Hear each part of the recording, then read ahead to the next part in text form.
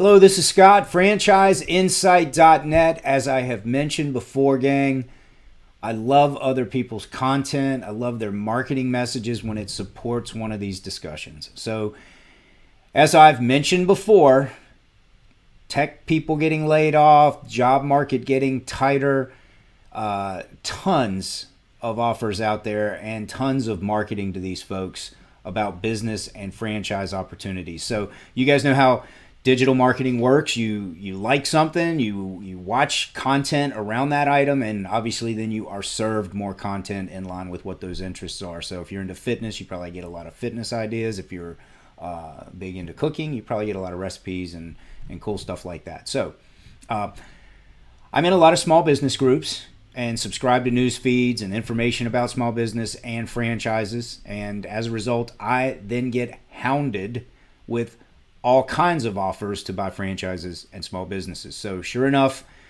yesterday I see a reel. Guy's blowing around in a parking lot, his phone up in the air, telling his story, trying to sell you, okay? His story is this. How great would it be? How great would it have been? How great would your future be if you were the first to have been involved in...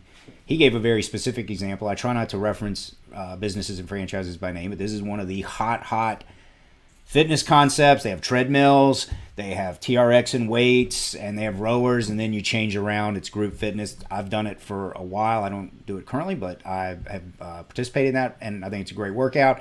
By me giving you that much information, you probably know who I am talking about as a business. But if you don't, very successful. They are everywhere.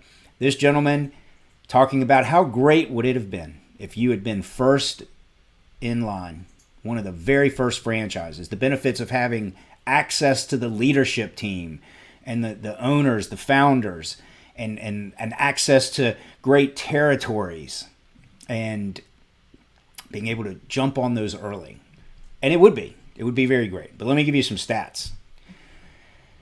In the first 2 years of franchise creation, evolution, build, whatever you want to call it, a franchisor starts within this first 2 years, 67% do not sell a single location.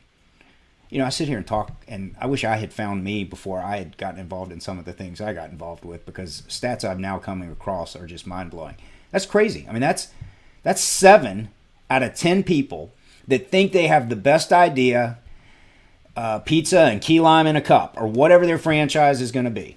Think they have the best idea. They convince somebody to help them build out all of the documentation required to then go out and franchise, get registered in each state to sell their franchises, and all the other legal matters that go on. Those people are obviously making a lot of money.